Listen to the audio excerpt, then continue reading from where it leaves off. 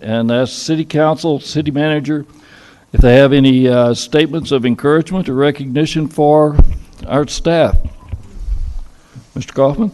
I got a couple of things I'd like to mention. First off, I received notice on Friday that our finance department and obviously city management team received an award for our budget again. So hats off to the finance department for a great job putting together our annual budget.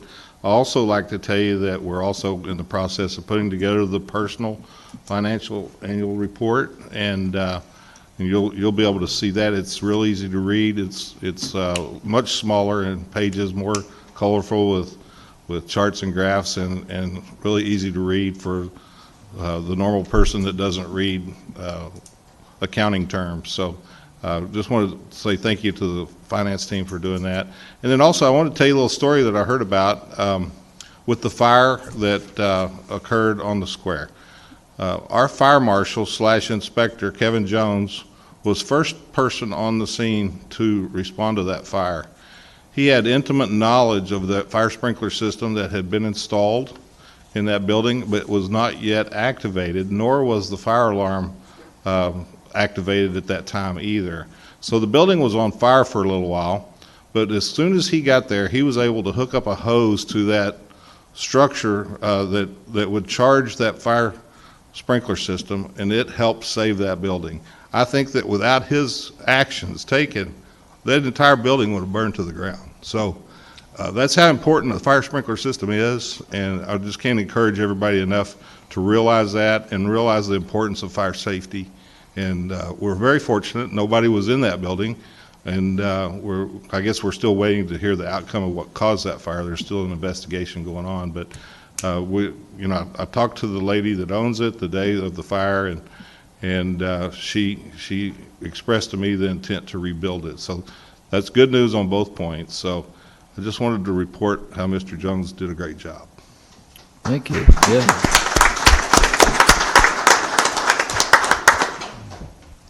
Others? Mr. Vail. Just a quick note regarding the Crockett Street. Just a terrific job by Rick Chester and the whole Public Works Department. Crockett looks absolutely great. Opens the square up ahead of schedule, which is terrific, and opened up in time for the Founders Day Jubilee, which was important, and it's really done. There's a little bit of work to do tomorrow to finish the striping up, but ahead of schedule, and a great repair and a great job by our Public Works Department. So thank you all. Yeah.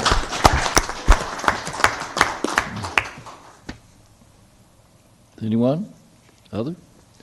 I too wanted to comment on the Crockett, because I got there early Friday morning, and I was it Friday or Saturday morning it was ready? Thursday evening. No wonder I wasn't first to get to drive on. I was saying I got to drive on Crockett. Chris said, yeah, I did too. You didn't tell me it was the day before. But I also want to comment on the just the staff that takes care of the wonderful events that we have almost every weekend. If you show up early in the morning, it's already clean. And it doesn't matter, because they're there during the night to take care of everything. All the trash barrels get emptied. Everything is ready for the thousands of citizens and the thousands of people that come down the next day. I am tickled to death with it, but it just amazes me the professionalism that they exhibit, and the lack of credit that they want or get. I mean, they come in, they get it done, they disappear. It's a wonderful feeling when you step out there early in the morning and see such a pristine city, and it is a pristine city. So, anyone else? Go ahead, Mr. Rodriguez. Mayor, I just wanted to pass on a comment from a citizen on the same thing about the fire. He came up to me and he just expressed that, he was so proud of the Granbury volunteer firefighters. He said they volunteer. He's like, he was bragging about them, and I just want to just pass that message along to be his voice on City Council, just to pass that information. He said they stuck an arm, he didn't know what it was. He said they stuck some kind of machine in there, and they just started spraying it inside of it and trying to reduce that fire. He's like, man, I saw it all. He's like, man, I'm proud of those guys. So I just wanted to express his excitement as well. Yeah. Do you want to comment on the equipment that was there? You told me something about that equipment. Well, we had our 2 ladder trucks there, and Crescent provided another ladder truck. So there were actually 3 ladder trucks on the scene. I saw 2 pumpers in the picture I looked at. And of course, our air and light machine was there that recharges.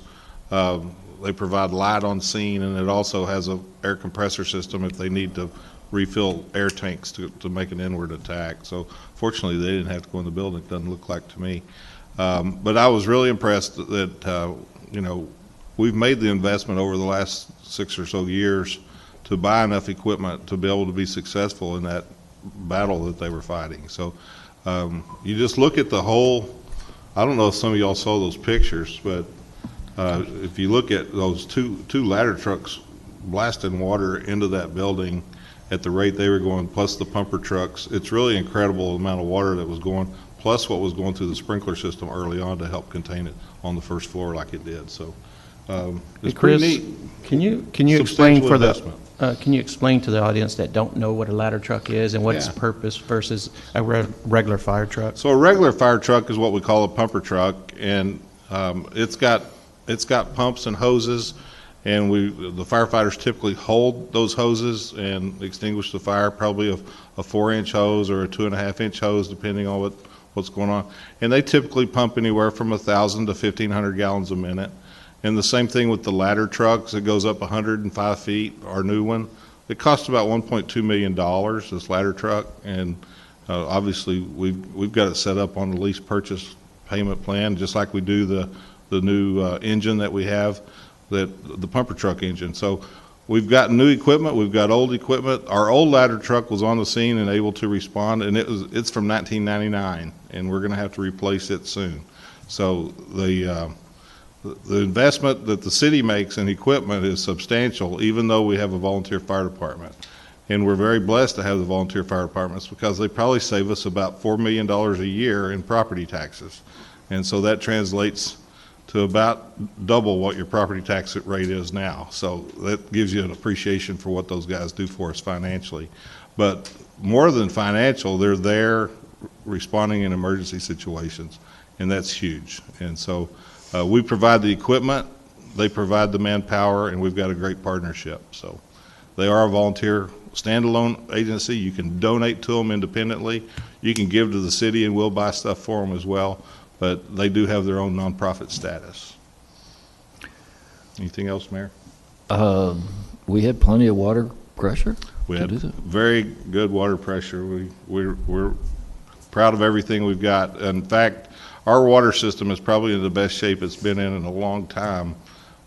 We've actually got crews that go out and flow test fire hydrants and document that every year. And we maintain, our minimum standard that we want is 1,000 gallons per minute per fire hydrant.